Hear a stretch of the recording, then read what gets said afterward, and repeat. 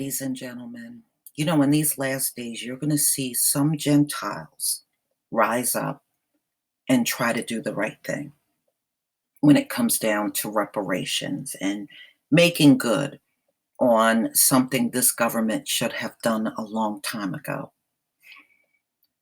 So, this is a story that came out in the Washington Post, December 13th, 2019.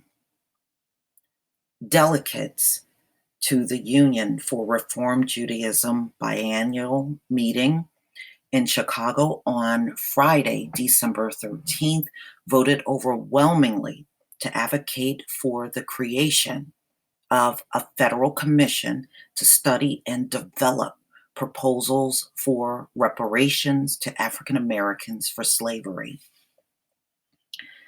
Now, ladies and gentlemen, this is all fine and good, I'm okay with Gentiles coming together to figure out a way to pay reparations. But my overwhelmingly biggest concern is I don't want them setting up reparations where it's so much red tape that hardly no one can get it, because they will do that.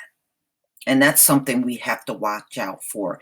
It should not be a hard process for us to get reparations. So whatever they propose, it cannot be so complicated, filled with red tape, that it's next to impossible for anybody to get it or be eligible for it. So this is what they came up with. The resolution is the first such effort on the part of an American Jewish organization, but has precedence among some Protestant groups. The text of the resolution not only urges the federal government to act, it also commit the movement's 850 congregations in the US and Canada to redress the effects of historic and ongoing racism and evaluate institutional efforts to promote racial equity. The Reform Movement is the largest Jewish denomination in North America, comprising more than a third of the total U.S. Jewish population. Rabbi Jonah Dov Pressner, director of the movement's Religious Action Center for Reform Judaism, said the resolution went through a rigorous vetting process. It was drafted by the denomination's Commission on Social Action and sent out to its member congregations for discussion and debate. The denomination crafted a vehicle of congregants to consider reparations called Reflect, Relate, Reform, that allow them to study and consider ways to get involved with advocating for an end to mass incarceration and fight white supremacy. And I agree with that. Mass incarceration is probably one of the biggest issues that we have been dealing with of this time that we're in. Mass incarceration has devastated Black families. Now, it's one thing if you're putting people in prison and they did, those hardened kind of crimes and felonies. It's another when you're rounding up innocent people, and we know you're putting innocent people in there because of the exonerations that we're seeing like every damn week in this country. And we know that you got the majority of the people in there for these low-level crimes. Ladies and gentlemen, you got people from the crack epidemic still in prison because of Joe Biden and Bill Clinton and the 3 strikes you're out law. And nothing has been done to correct those things. And those things should have been corrected a long time ago. But this country has been heavily focused on putting people in there and stripping them of their rights and putting them back at a slave status, because that's all your 13th Amendment does. So as long as you got that activated, then it tells me America is very much for slavery.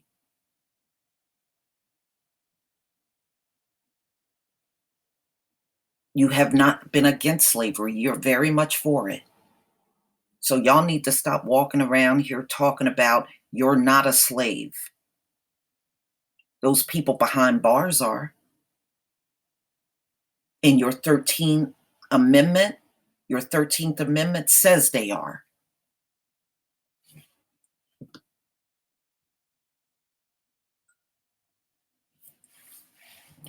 In the context of the deaths of Michael Brown, Freddie Gray, Tamir Rice, Sandra Bland, and the emergence of a reality that we had a painful resurgence of racism and white supremacy, Charlottesville, etc. Many of our rabbis and lay leaders were asking, what should we be doing at this moment in American history to fulfill our legacy as a movement committed to racial justice, said Pressner, referring to the names of Black Americans killed at the hands of police. Again, that's another thing that has never stopped happening in this country since there has been police officers, plantation cops, and you also see now these police chiefs and officers that train other officers that are encouraging them to go out and act like white supremacist cops and neo-Nazi cops in this country. The stories are out there. We've done videos on them. So we don't need one thing, police reform.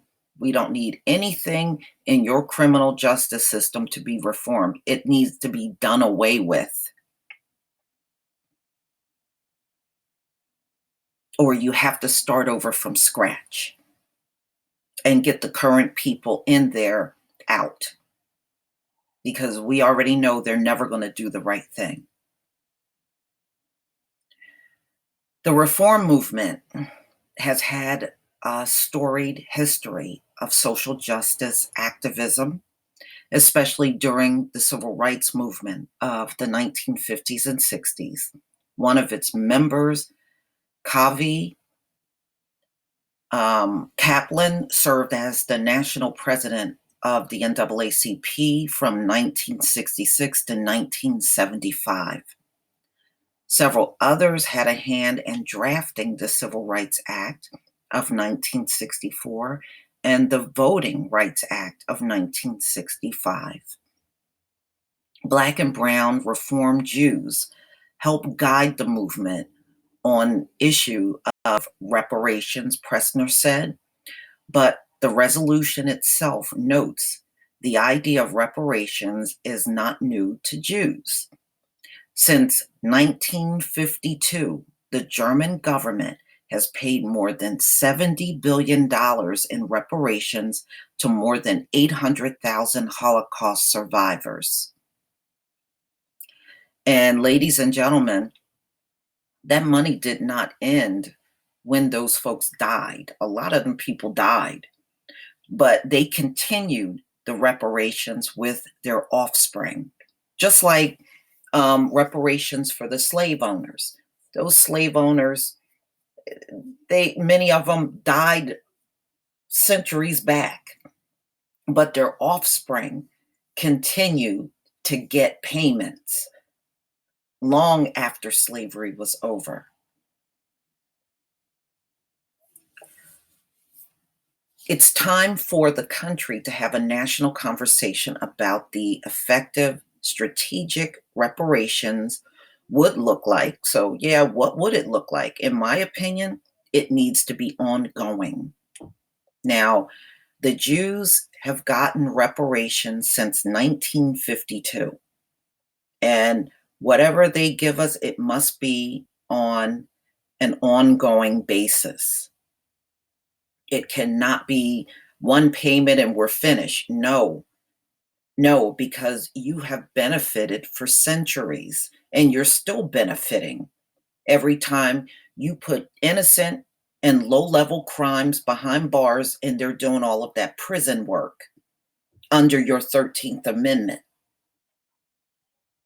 So when they ask you the next time, oh, well, how are you a slave? You weren't a slave. You can say, yes, we're still enslaved.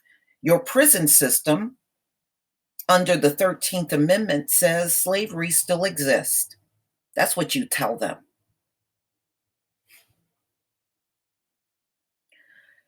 Okay, ladies and gentlemen, back to this.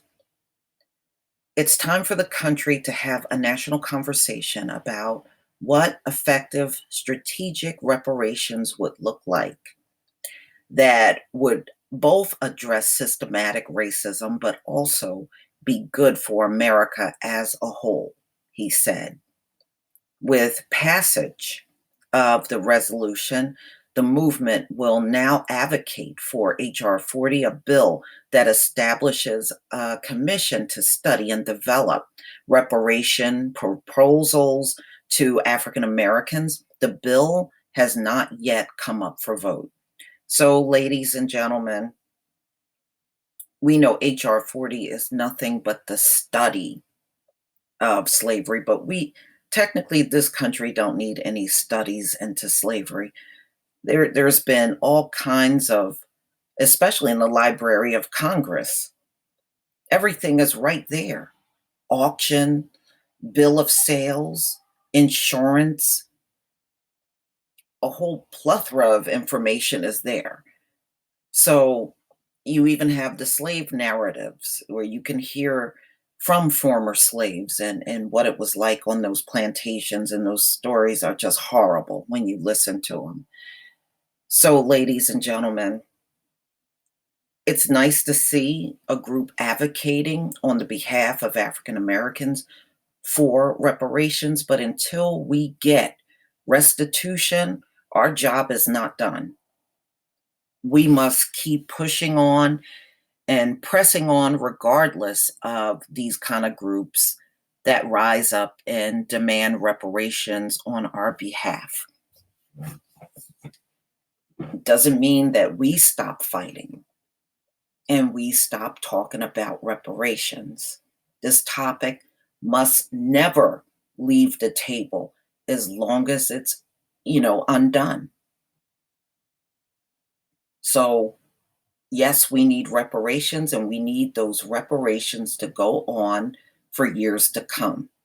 You've enjoyed the benefits for centuries, so you don't have a right to deny us ongoing reparations. Please leave your comment and subscribe. Don't forget to hit on the notification bell, and I'll see you on the next video. Peace, family.